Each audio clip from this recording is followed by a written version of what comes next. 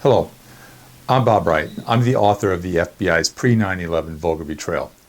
This book was the very first book written about 9/11. In fact, I completed the book 5 hours and 16 minutes before American Flight 11 struck the North Tower of the World Trade Center. September 11th is a direct result of the incompetence of the FBI's International Terrorism Unit. No doubt about that. Absolutely no doubt about that. You're an FBI agent, and you're saying that about the FBI. I know that, yes. And by that statement I made on national television 23 years ago. I can sit here and tell you right now, without any hesitation, 2,978 people died in one day on 9/11, in the greatest terrorist attack in human history, because the FBI was protecting the terrorist rather than the American people. And now I'm going to explain how that happened. I recently retired from the FBI as a special agent after 32 years of service. I spent 7 of those years on the Chicago Joint Terrorism Task Force. The mission of the Joint Terrorism Task Force was to identify and neutralize terrorist threats to protect the American people. Identify the threat, open up a file, case file, intelligence file, neutralize that threat to protect the American people. Unfortunately, the FBI International Terrorism Unit came up with its own mission, which to me was immoral and horrifying. Their mission was this: identify the terrorist, open up an intel file, prevent the terrorist from being neutralized, to protect the intelligence files from being closed. They were protecting the terrorist from being neutralized so they could keep the intelligence file permanently open. Why would they do that? I asked a lot of times, and I kept getting the same answer. Headquarters needs these files open for statistical purposes. And I finally figured out what that was. The statistical purpose they needed it for was to show Congress all the cases they were working and had open, to justify their continued funding from Congress. These guys were worried more about job security than protecting the American people. And a lot of people, almost 3,000, paid with their lives on 9/11 because of this. To take a minute to explain to you what the International Terrorism Unit did to prevent agents from actually neutralizing terrorists. One of the dumbest things was you were not allowed to interview the terrorists of your intelligence file. You could not interview family members, co-workers, employers, no one. That was one rule. Second rule, this made up rule, this one killed me. So this is a wall. I'm going to refer to this as a wall. On this side, these are criminal agents actually out there trying to do their jobs to neutralize terrorists if they find criminal activity. On this side of the wall, these are the intelligence agents. And they're just working their files, but they're not neutralizing anybody. They're not allowed to. And that's what was happening. I was told criminal agents cannot go over the wall and look at the information contained in the intelligence files because it was classified and it was prohibited by law. And I was repeatedly told that. What I'm going to do now is provide you with some information to prove that what I'm saying is true about the FBI's dereliction of duty. When I conclude with this brief summary, then I'm going to tell you at the end what the FBI did when they actually read this book. I was the intelligence case agent of the Hamas military commander who was living in Chicago. And he was responsible for training terrorists here in the United States at terrorist training camps and sending them overseas to meet with Hezbollah, going to Syria and Lebanon to get training. What this commander also did was he directed and financed terrorist attacks that took place in Israel, which killed a lot of Israeli citizens, including American citizens. In 1996, supervisors from Headquarters International Terrorism Unit came to Chicago, realizing American citizens were going to die because we were doing absolutely nothing other than protecting the terrorists from being neutralized.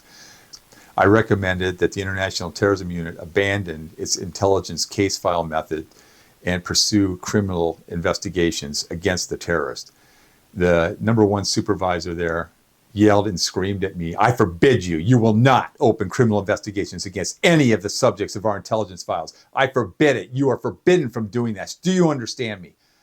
It was depressing.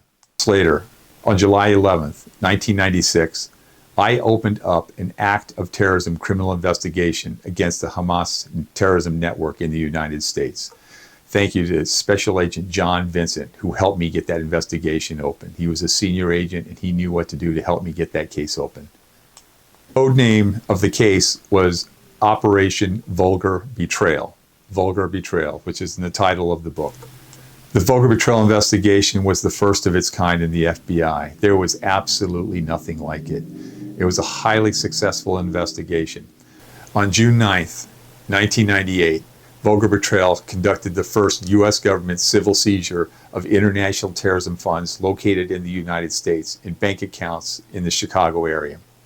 We seized $1.4 million from the Hamas military commander and Yassin Qadi, a chief financier of Osama bin Laden. Almost $1 million of that belonged to Osama bin Laden's financier. He was helping to finance the Hamas terrorism activities. The mission of Vulgar Betrayal was to neutralize the terrorist threats, to protect the American people. And the International Terrorism Unit saw Vulgar Betrayal as a serious threat to its mission of protecting the terrorists from being neutralized, to protect the intelligence files, to keep them open, to get their continued funding from Congress. And here's what they did. 4 months later, they decided to hold a conference back at FBI headquarters, and they called it Vulgar Betrayal 2. And they devised a plan. They were going to bring agents in from all over the country. And we were told in Chicago, oh, we're going to bring them all together so they can learn about Vulgar Betrayal and they can help you with the case. We learned 2 days before the conference that it was a setup. That at the end of the conference, the plan was to shut down the Vulgar Betrayal criminal investigation. They wanted to kill it. When I found out the headquarters, International Terrorism Unit, was going to sit there and try to kill the Vulgar Betrayal investigation, I made a decision, something that I was going to do at the end of that conference before they said anything. I gave a 1 hour plus presentation with 80 slides. It's an 80 slideshow presentation detailing what Vulgar Betrayal has been doing. After I finished my presentation, at the end I announced this: I intend to come to all of your offices and review all of your classified files to help further the criminal investigation of Vulgar Betrayal. They went nuts. They started yelling and screaming, "It's against the law, you can't do that, you'll go to prison," and just all of this stuff. And I said, no, that's not true. I'm an attorney. I reviewed the law. There is absolutely nothing to prohibit me as a criminal agent in the FBI to look at one of the FBI intelligence files, or any of them, or all of them, to find information contained within those to help me further my criminal investigation of a terrorist network. They started yelling and screaming again. And finally, the head official there from the FBI told everybody to calm down, told me to get with the attorneys from the National Security Unit and explain to them exactly why I think I can go and do this. So I did. They came back 30 minutes later and they said I was right.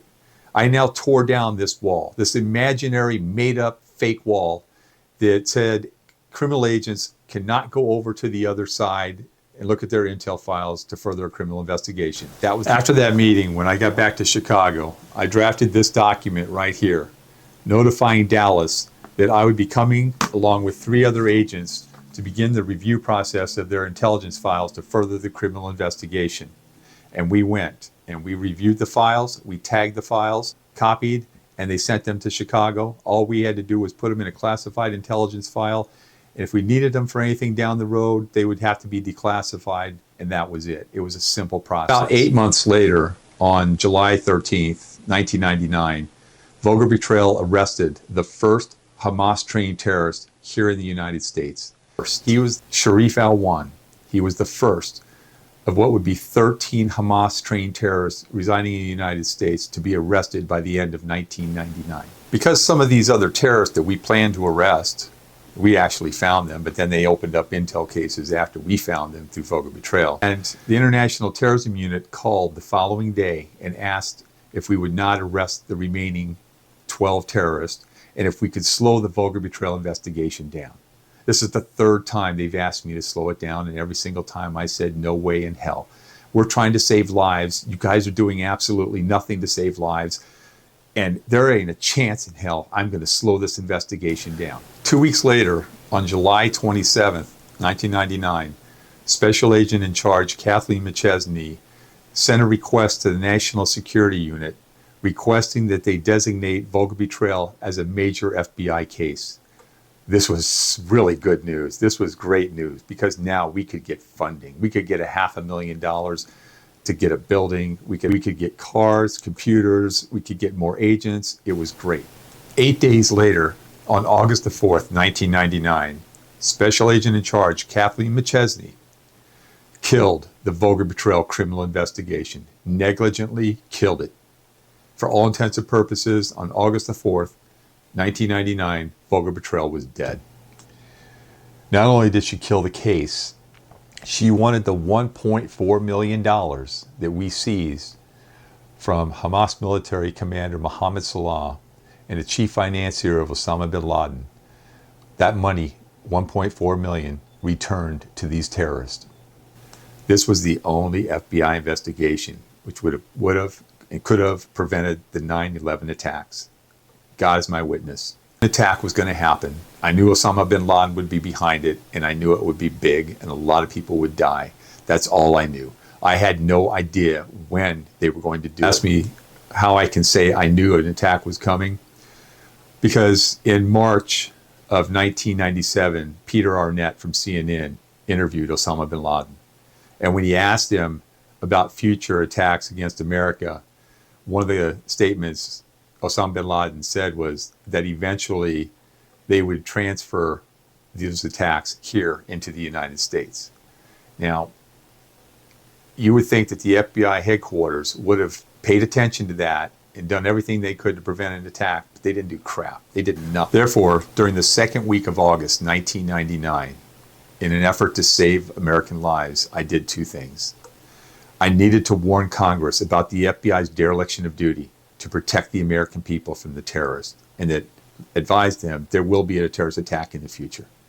And the only way I could do that was to write a manuscript, this book, which turned into this book, the FBI's pre-9/11 Vulgar Betrayal, to detail everything that had happened and why I knew an attack was going to happen. The second thing I did during the second week of August, I knew I needed someone who would be able to witness everything I was going to go through while writing this book and everything that was going to happen after I wrote this book, because I knew there wasn't a chance in hell with what I was going to put in this book the FBI would allow anyone, even Congress, to have access to.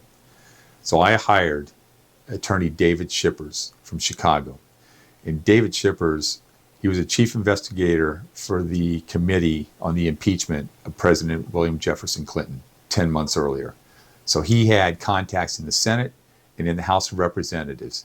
And I knew he could help me once the book was approved by the FBI for release through the pre-publication review process. He could help me get that book. During March of 2001, Special Agent in Charge Kathleen McChesney, who killed the Vulgar Betrayal criminal case, called me into her office. She got wind that I might be writing a book. And she asked me, "Is it true you're writing a book?" And I said, "Yes. Can you tell me what it contains?" And I said, "Absolutely not." I wasn't going to tell her a damn thing. There wasn't, no way. But during our meeting, I asked her to justify why she closed the Vulgar Betrayal criminal investigation. She said the statute of limitations had expired. And I said that was a complete lie. And that was not true, and I could prove it. We were pursuing a RICO case. Statute of limitations can go back 10 years. So, to change the subject, I made this comment to her. I said, "Ma'am, a lot of people are going to die because of your killing of the Vulgar Betrayal criminal investigation. How are you ever going to explain and justify what you did? There's no way you could ever justify it. There's just not." She just stared at me and did not respond. It's like, how dare anyone, especially a street agent, make such comments to her? But what I said was true, and I knew it was true. Following that meeting with her, she opened up an internal affairs investigation complaint against me, claiming I provided classified information to an assistant United States attorney in Chicago, which was not true, and I was cleared of. And also June of that year, 2001, she was promoted to assistant director of the FBI, one of the 13 assistant director positions she received. Because of the things I said to her 6 months earlier in March on 9/11, a few days after 9/11, she banned me from having anything to do with the 9/11 investigation that the FBI was undertaking. I could not participate in any of it whatsoever. I was probably now the only FBI employee to be banned from working the 9/11 investigation. Do you remember the wall I tore down in October of 1998? Criminal agents can now go in and review the intelligence files to help further their criminal investigation. This document here is one that was drafted by a New York FBI agent who was assigned to the Osama bin Laden unit. Now, this agent was working as a criminal agent on the Osama bin Laden unit 9. In October of 2000, when the USS Cole was hit by a terrorist attack, he was assigned to go over and help conduct that investigation. In June of 2001, the agent was concerned about 2 terrorists that may be here in the United States, named Al-Hamzi and the other one Al-Madar. The agent was well aware that these 2 terrorists had connections to subjects that were being looked at for the USS Cole bombing. During the 4th week of August of 2001, the New York agent confirmed that the 2 terrorists were here in the United States. Now he needed to find them because he knew if they were here, they were up to no good, and he needed to find them before something bad happened. In the meantime, the New York intelligence squad had opened up a classified file on Madar. The New York agent was told by the intelligence squad that because of the wall, neither he nor any other criminal agent on the Osama bin Laden unit was allowed to even attempt to go look for the terrorists. They were to just basically do nothing. They weren't even allowed to try to attempt to locate an address for this terrorist. What the FBI did, the International Terrorism Unit, they created a new rule that prevented any FBI agent from ever opening another Vulgar Betrayal criminal investigation. They've granted the power to the intelligence squad to tell criminal agents to stand down because they had an intelligence case open, which these cases were worthless, unproductive, worthless cases. On August the 29th, 2001, 14 days before 9/11, the New York agent sent an email to the FBI HQ analyst who was working on the matter. The New York agent asked, where is the new wall defined? Where is this defined? Where's it written down at? Whatever happens to this, someday someone will die. And wall or not, the public will not understand why we were not more effective in throwing every resource we had at certain problems. Let's hope the National Security Law Unit will stand by their decision then, especially since the biggest threat to us now, Osama bin Laden, is getting the most protection. The response to his email from FBI headquarters was this: we at FBI headquarters are all frustrated with this issue. These are the rules. The National Security Law Unit does not make them up. Bullshit. They make them up. These are made up rules to protect those classified intelligence files to continue getting funding from Congress. And these emails happened before, just 2 weeks before 9/11 happened.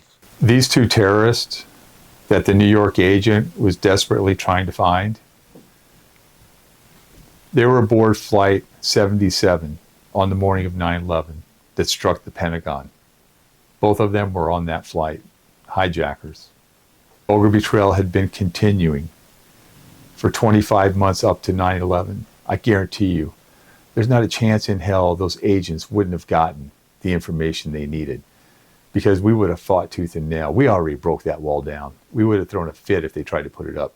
The only reason they put it up is once I was gone, they wanted to make sure there would never be another Vulgar Betrayal investigation again. And this is what they did. Made up the second rule that the intel agents can just tell criminal agents, stand down, don't do anything. You're not allowed to do anything. What a bunch of crap.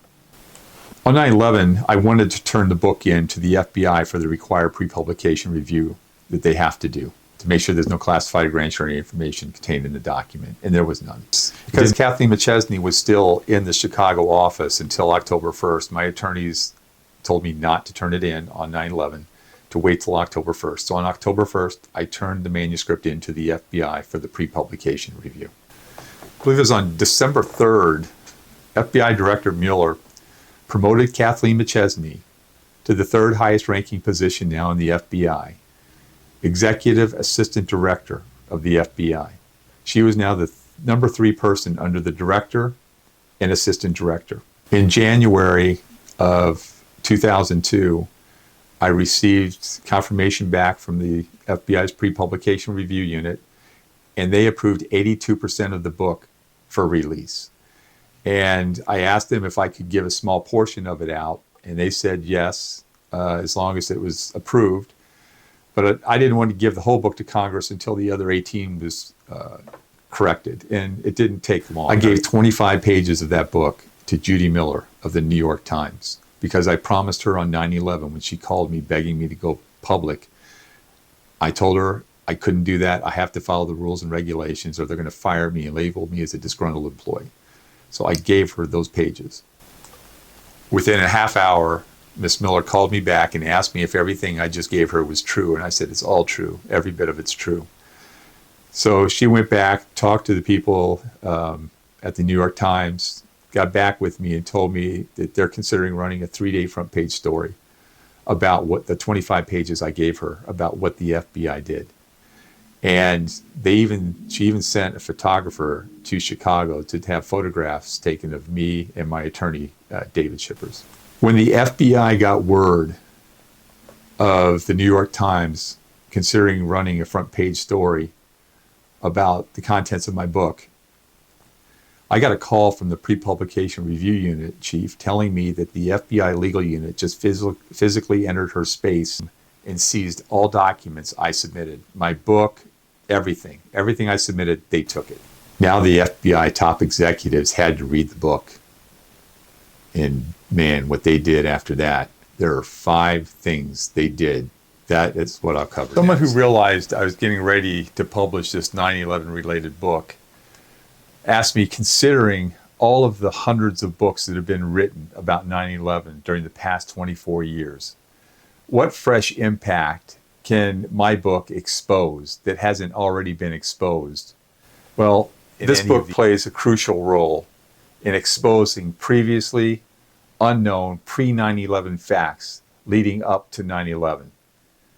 The FBI intentionally withheld from Congress and the American people by preventing the release of this book 3 months after 9/11. The most powerful impact of this book is exposed by the 6 actions taken by the FBI's highest-ranking executives following the reading of this book in late March of 2002 through May of 2000. Previously, the FBI was forced to read this book after they found out that the New York Times reporter Judy Miller was going to run a front page story about 25 pages I had given her.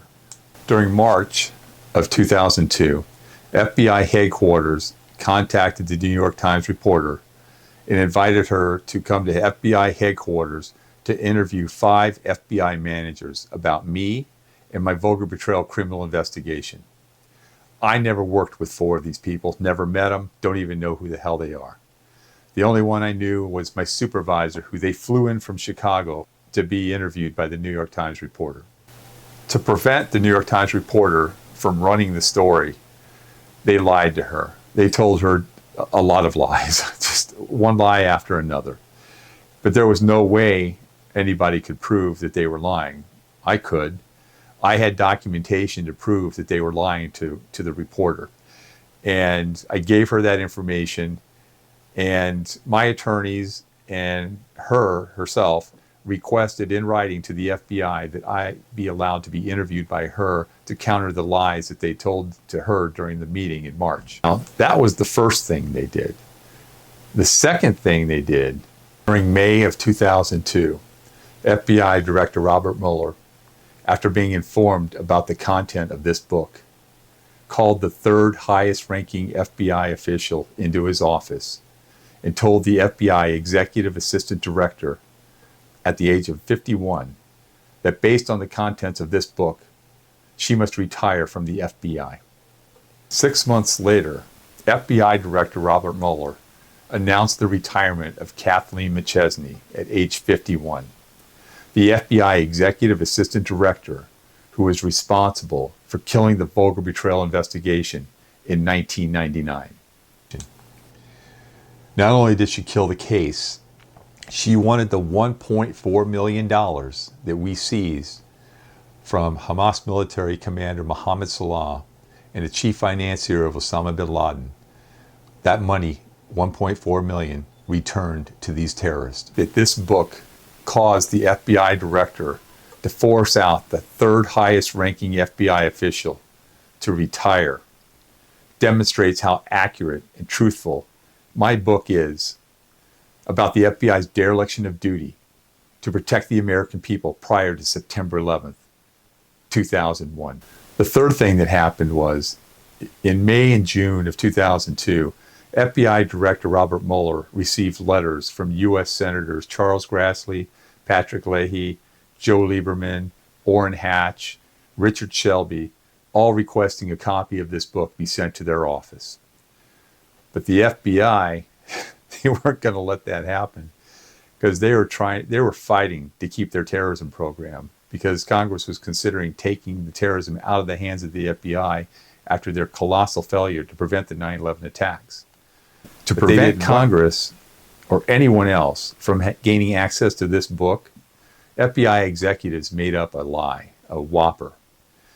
They now claimed that the book was so intertwined with both classified and grand jury information that no one, not even Congress, could read the book. The fourth thing they did, this is the incredible one, I just can't believe they went back and did this. They went back to the Vulgar Betrayal file and they stamped all of the documents, the opening communication, everything secret. They wanted to tell Congress or anybody else, look, the entire file is secret. But it wasn't. It was a criminal case. There was nothing secret about it. So here's a copy of the July 27th, 1999 communication where SAC McChesney makes a request for Vulgar Betrayal to get major case status. You take a look at that. Now, let me show you what they did after they realized they had a problem. They went back. This is the same document, now stamped secret at the top and at the bottom. But what's really funny about this is the date. They went back on April the 2nd, 2002 to classify everything in that file as secret.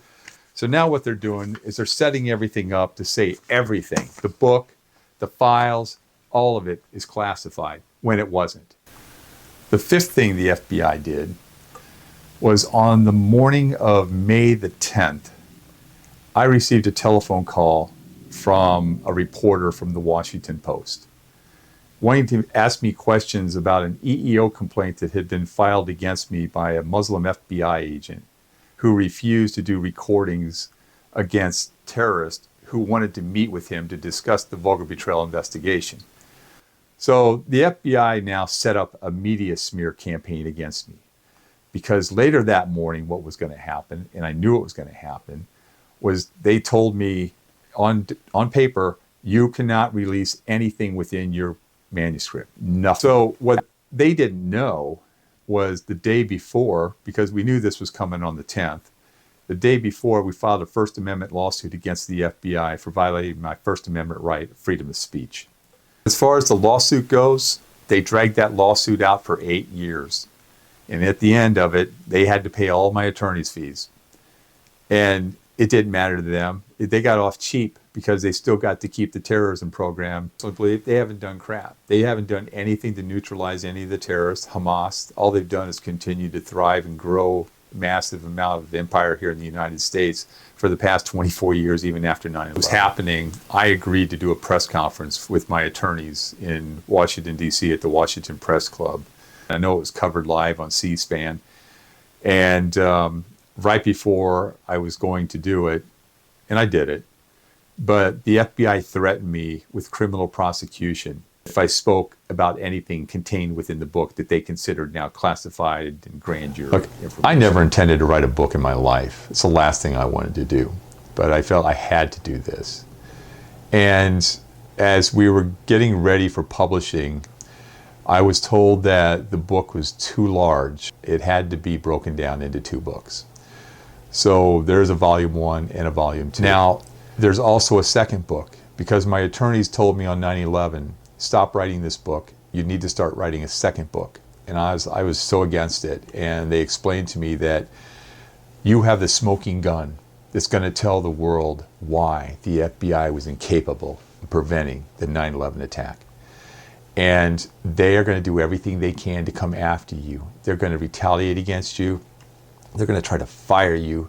And my God, were they right. You have no idea the things they did to me.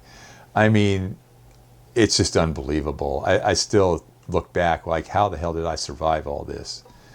But I'm hoping that by the end of this year or early next year, I'll have that second book. And it's going to be the FBI's post 9/11 Vulgar Betrayal. Because all they did all these things to just label me as a disgruntled employee. They wanted to fire me, so that would silence me, which it never would have if they had. But they did try. There were multiple occasions they did try to fire me. And I can thank God for United States Senator Charles Grassley, because this man single-handedly prevented them from firing me in the summer of 2005. They were coming after me and suspended me pending termination. And he got involved, heavily involved, and it didn't happen, thanks to him and the Assistant United States Attorney General.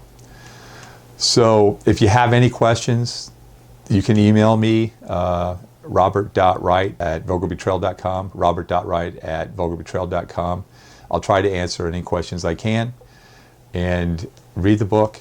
You're going to enjoy it. So far, it's gotten all 5-star reviews. So thank you.